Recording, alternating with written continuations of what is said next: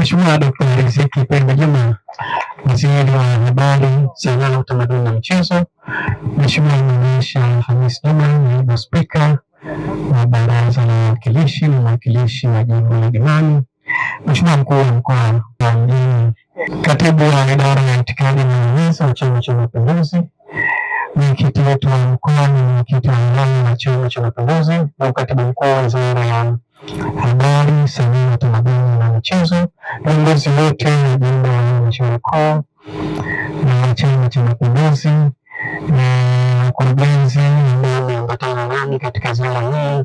Natambua uwepo wa shehe wetu mpendwa hapa yuko, karibu sana mama wetu, asante sana. Asalamu alaikum. Awali yote ni ndani na yote na nitaendelea kumshukuru Mwenyezi Mungu kutujalia uhai na kwa kibali chake kutuwezesha kufika kwenye uwanja wetu huu ambao maelezo yake yameshatolewa na watangulizi wangu. Kimsingi, Mheshimiwa Waziri na ndugu wananchi, nimekuja kwenye ratiba yangu ya ukaguzi wa miradi ya serikali. Uwanja unaendelea vizuri na kimsingi kama ambavyo tumekagua uwanja mwingine katika maeneo mengine, ni huu uwanja wa hadhi wa kuwa uwanja wa wilaya, lakini kutokana na changamoto tu ya eneo hatukuweza kuweka vile vitu vingine, lakini kwa kweli umejengwa vizuri na inastahili sasa vijana wetu hapa bidii wapate eneo la kucheza vizuri. Niendelee kumshukuru Daktari Hussein Mwinyi kwa kazi nzuri ambayo anaendelea kuifanya hasa katika kutekeleza ahadi yake ya ujenzi wa viwanja vya michezo katika maeneo mbalimbali. Hii ni ishara, ni sehemu moja ya muungano ambao Dkt. Mwinyi ya kuonyesha kwa Wazanzibari katika kipindi chake chote. Ndugu wananchi, kama ambavyo anaeleza hapa, sina haja ya kueleza uwanja huu na fasiliti zipo kwa sababu zimeshaelezwa, nyingine tumeshaziona pale ndani, na ni utamaduni wa kikawaida ujenzi wa viwanja hivi. Hayo ambayo tumehamishwa yapo katika viwanja vingine. Sasa niwashukuru wakandarasi wetu wanaendelea kufanya kazi hii katika viwanja vingi sana, lakini niwashukuru sana wananchi wa magharibi hii. Kwa kweli niwashukuru sana kwa uvumilivu wao. Najua haikuwa rahisi hata kidogo uwanja huu mpaka kupatikana kwa jengo hapa. Mheshimiwa Mkuu wa Mkoa na Mkuu wa Wilaya ndio kazi imepatikana sana, lakini alhamdulillah tunashukuru wananchi kwa kuridhia na viongozi wetu wa Chama cha Mapinduzi wa wilaya hii na mkoa huu, tunashukuru sana sana sana sana. Lakini kimsingi tunaendelea kuimarika katika miradi yetu ya maendeleo, na hii ni kazi ya Chama cha Mapinduzi, hii ni kazi ya Daktari Hussein Mwinyi.